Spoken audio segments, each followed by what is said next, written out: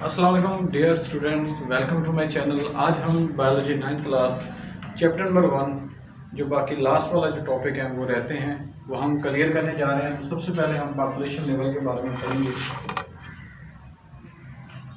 Population level जो है इससे पहले मैं बताता चलूँ जो आपने पढ़ा था कि जानदार सादा सेल से लेकर पेचीदा जानदार तक के अहाता करते हैं। सादा जो सेल्स होते हैं वो एक हम कह सकते हैं यूनिसेलुलर जानदार, ऐसे जानदार जो एक सेल पर मुश्तमिल होते हैं, और ऐसे जानदार जो एक से ज़्यादा सेल पर मुश्तमिल होते हैं वो मल्टीसेलुलर जानदार होते हैं। आमतौर पर ये जो जानदार हैं ये मल्टीसेलुलर होते हैं।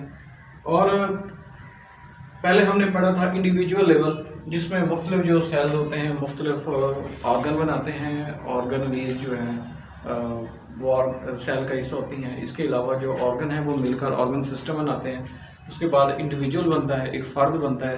अब फ़र्द से आगे फिर एक पॉपुलेशन होती है।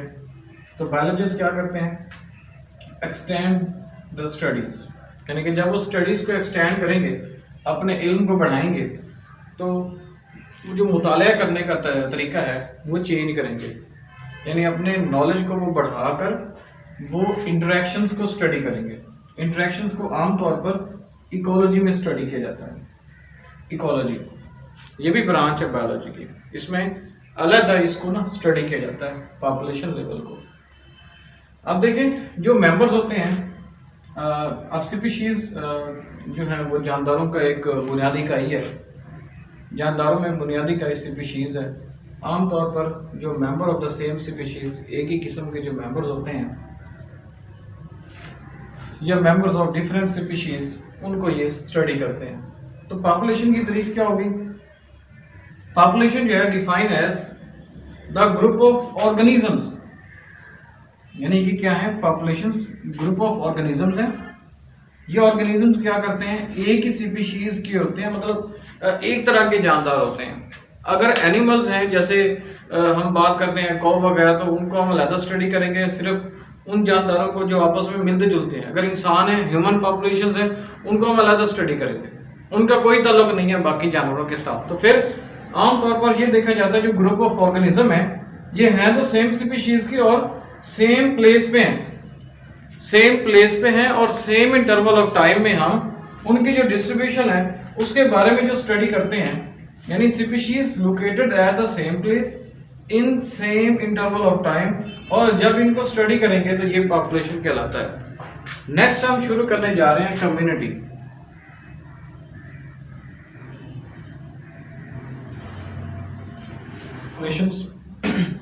डिफरेंट पॉपुलेशंस आपस में मिलती हैं, इंटरेक्ट करती हैं विद वन अनदर। यानी कि बहुत सारी जो पॉपुलेशंस हैं ये आपस में मिलेंगी, इंटरेक्ट करेंगी with one another and with in the same environment. यानी एक ही माहौल है, उस माहौल के अंदर मुख्तलिफ पॉपुलेशंस आपस में इंटरेक्ट कर रही हैं एक ही एनवायरनमेंट में, तो उसे वो क्या बनाते हैं, वो कम्युनिटी बनाते हैं। अब कम्युनिटी पेचीदा भी हो सकती है और सादा भी हो सकती है। अगर कोई एक फॉरेस्ट कम्युनिटी है वो पेचीदा है। फॉरेस्ट कम्युनिटी में देखें माइक्रो ऑर्गेनिज्म है, फंजाई है, एनिमल स्पीशीज हैं, प्लांट्स हैं, वो मौजूद है। अगर एक जंगल में, एक फॉरेस्ट में, या कोई एक गिरा हुआ दरख्त है, अब उसका जो तना है उसके नीचे माइक्रो ऑर्गेनिज्म पाए जा सकते हैं, कोई बैक्टीरिया या कोई कीड़े मकोड़े या ऐसे अशरात वगैरह पाए जा सकते हैं। तो इस तरह की जो इंटरेक्शंस है ना, ये कम्युनिटी लेवल तक आगे स्टडी करते हैं। मिसाल के तौर पर ये एग्जांपल देते हैं, फॉरेस्ट है, फॉरेस्ट में से डिफरेंट प्लांट्स वगैरह पाए जाते हैं, ऐसे माइक्रो ऑर्गेनिज्म, फंजाई और ऐसी एनिमल स्पीशीज होती हैं। अब ये कम्युनिटी जो है ना, ये असल में ग्रुप ऑफ ऑर्गेनिजम्स हैं विच पॉपुलेशंस, यानी कि वन पॉपुलेशन इंक्रीज हो सकती है एंड अदर डिक्रीज हो सकती है। यानी ये पॉपुलेशंस आपस में ऐसे इंटरेक्ट कर सकते हैं कि अगर एक पॉपुलेशन इंक्रीज हो रही है तो दूसरी डिक्रीज होगी। यानी ये तमाम जो कम्युनिटी है ये हम स्टडी करते हैं पॉपुलेशंस के हिसाब से। पहले आपने पॉपुलेशन पढ़ा था कि जिसमें हम उनको एक्सटेंड स्टडी करते हैं, हम इंटरेक्शंस पढ़ते हैं, सेम स्पीशीज को हम या डिफरेंट स्पीशीज को हम पढ़ सकते हैं पॉपुलेशन लेवल पर, और जो ऑर्गेनिजम्स होते हैं सेम स्पीशीज के सेम प्लेस पर, तो ये भी सेम इन्वायरमेंट के अंदर ही हम डिफरेंट पॉपुलेशंस की इंटरेक्शन को देख रहे हैं कि ये पॉपुलेशंस आपस में इंटरेक्ट करती हैं। जैसे कि आप देखें, पहले आपने पढ़ा था कि एक जो सेल है, सेल से एक क्या बन रहा है, ऑर्गन बन रहे हैं। अब ऑर्गन से ऑर्गन सिस्टम बन रहे हैं, और ऑर्गन सिस्टम से एक मुकम्मल ऑर्गेनिज्म बन रहा है, यानी जानदार बन रहा है। अब उस ऑर्गेनिज्म से आगे फिर पॉपुलेशन बनेगी।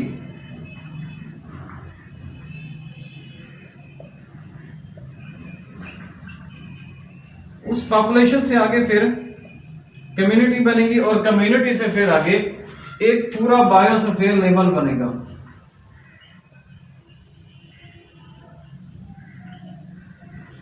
अब हम पढ़ेंगे जी बायोस्फीयर लेवल।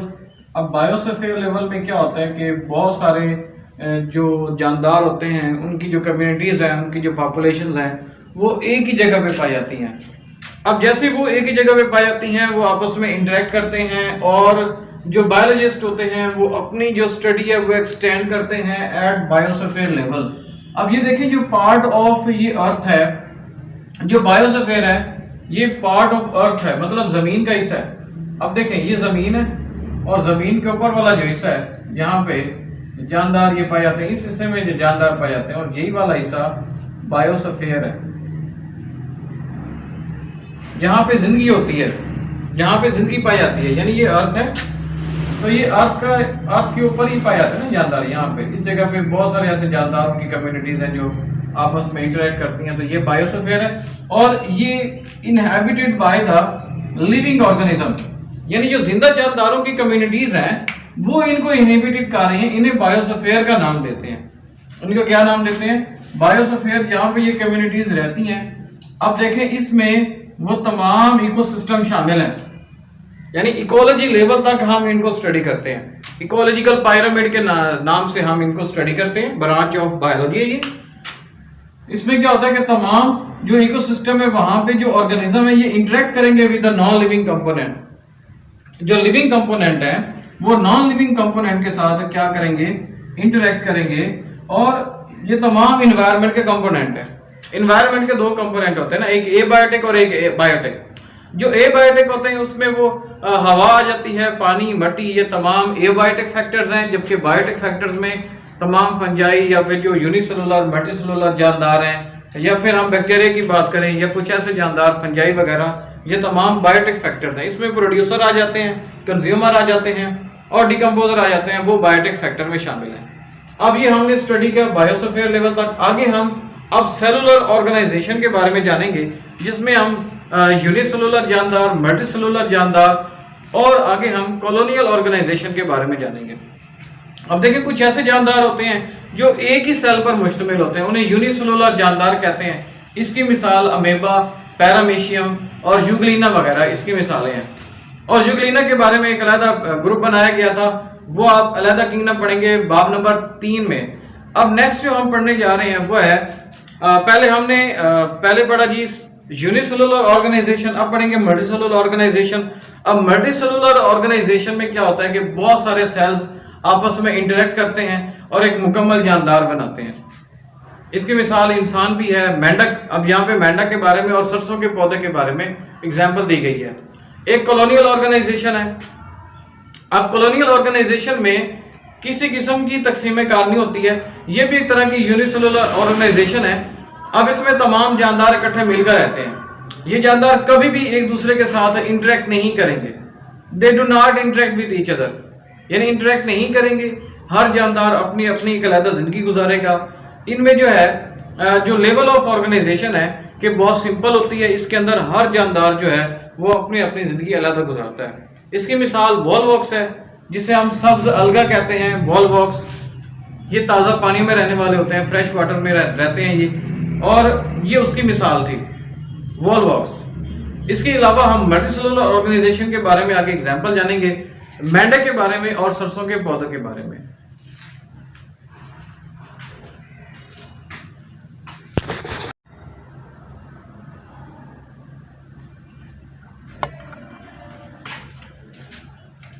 नेक्स्ट जो हमारा मल्टीसेलुलर ऑर्गेनाइजेशन का जो टॉपिक है वो है मस्टर्ड प्लांट। मस्टर्ड प्लांट जो है ये सर्दियों के मौसम में बोया जाता है, और ये सर्दियों के आखिर में इससे हम बीज निकालते हैं। यानी साग, इसे पंजाबी में साग कहते हैं। ये पंजाबियों में बड़ा मशहूर है, यानी ये एक सौगात है सर्दियों की। और इसका जो साइंसी नाम है वो ब्रासिका कंपेस्ट्रियस है। अब जो प्लांट बॉडी है उसको दो हिस्सों में तकसीम किया जाता है। एक वेजिटेटिव पार्ट है। अब वेजिटेटिव पार्ट में जो एज ए वेजिटेबल के तौर पर यूज करते हैं, यानी साग को हम खाने के तौर पर यूज करते हैं। और साथ में जो इसका बीज है इससे हम एक्सट्रैक्टिंग ऑयल यानी तेल निकालते हैं। एक तो उसकी प्लांट बॉडी है जो कि वेजिटेबल के तौर पर यूज हो गई सीड एक्सट्रैक्टिंग ऑयल के लिए। इसके टू टाइप्स होती हैं, एक वेजिटेटिव ऑर्गन है। वेजिटेटिव ऑर्गन में क्या क्या शामिल है? रूट, स्टेम, लीव्स, ठीक है, और ये फ्लावर वगैरह, ये सारा जो है, यानी ये फ्लावर है ये रिप्रोड्यूसिंग ऑर्गन है। फ्लावर यानी रिप्रोड्यूसिंग या रिप्रोडक्टिव ऑर्गन, यानी ये सेक्सुअल रिप्रोडक्शन में हिस्सा लेता है। तो जो सेक्सुअल रिप्रोडक्शन में हिस्सा लेता है इसलिए इसे जो है रिप्रोड्यूसिंग ऑर्गन कहा जाता है। और जो वेजिटेटिव ऑर्गन है उसमें रूट, स्टेम, ब्रांचेस और लीव्स शामिल हैं। तो ये हमारा टॉपिक मस्टर्ड प्लांट का था। नेक्स्ट हम जो मल्टीसेलुलर ऑर्गेनाइजेशन में पढ़ने जा रहे हैं वो है frog, Rana tigrina। Rana tigrina it's scientific name. अब देखिए इसकी जो बॉडी है वो किससे बनी होती है? ऑर्गन की बनी होती है, ऑर्गन सिस्टम की। कि जो राना टिग्राइना की बॉडी है वो किससे मिलकर बनी है? ऑर्गन सिस्टम की। और तमाम जो ऑर्गन्स होते हैं, यानी जो ऑर्गन सिस्टम है वो ऑर्गन से मिलकर बने हैं। तमाम जो ऑर्गन सिस्टम है वो ऑर्गन से, और ऑर्गन जो है वो टिश्यू से बने हैं। इसमें जो मिसाल है वो है मस्कुलर टिश्यू, यानी जो मसल टिश्यू होते हैं, नर्वस टिश्यू, ग्लैंडुलर टिश्यू, ठीक है, और एपिथेलियल टिश्यू। ये मुख्तलिफ टिश्यूज होते हैं जो पूरे जिस्म का एक हिस्सा बनाने के लिए अपना रोल अदा करते हैं। जी स्टूडेंट्स, ये हमारा जो पहला चैप्टर था वो कंप्लीट हुआ और आई होप कि आपको ये समझ भी आया होगा। अगर कोई आपका सवाल है इस चैप्टर से रिलेटेड, अगर आपने ये मेरी सारी वीडियोस देखी हैं तो आप नीचे कमेंट्स में अपना वो क्वेश्चन लिख सकते हैं और मैं इंशाल्लाह एक वीडियो में या अलग कमेंट में आपको उसका जो है वो आंसर दे दूंगा। हम सेकंड चैप्टर शुरू करेंगे जो कि बायोलॉजिकल मेथड है। अब बायोलॉजिकल मेथड के बारे में हिस्ट्री जानेंगे, इसके अलावा जो बाकी तमाम टॉपिक्स हैं वो स्टडी करेंगे। तब तक के लिए बस।